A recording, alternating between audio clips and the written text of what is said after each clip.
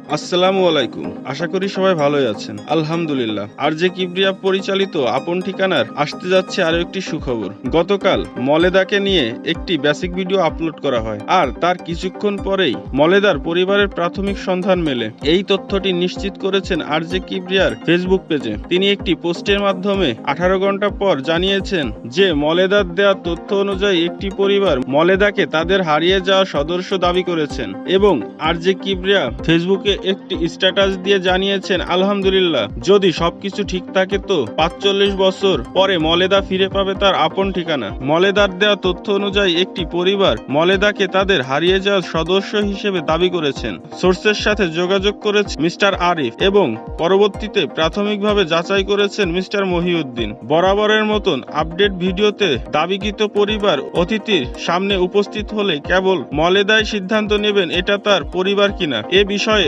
অতিথির সিদ্ধান্তই final. Studio of Creatives Arts Limited এ বিষয়ে কোনো সিদ্ধান্ত দেয় না। আমাদের কাজ সম্পূর্ণ বা আংশিক তথ্যের আলোকে শুধু পরিবার খোঁজ করে দেয়া।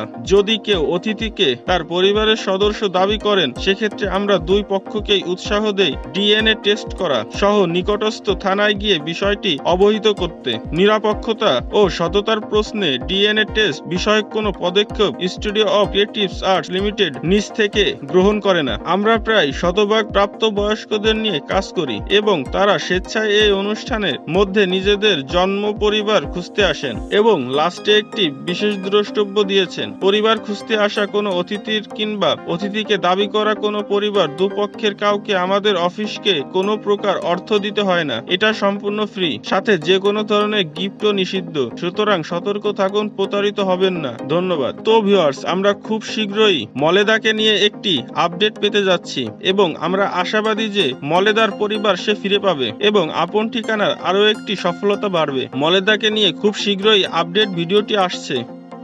তো ভিউয়ার্স, মিডিয়া জগতের সকল আপডেট পেতে চ্যানেলটি সাবস্ক্রাইব করে সাথেই থাকুন। সবাইকে ধন্যবাদ।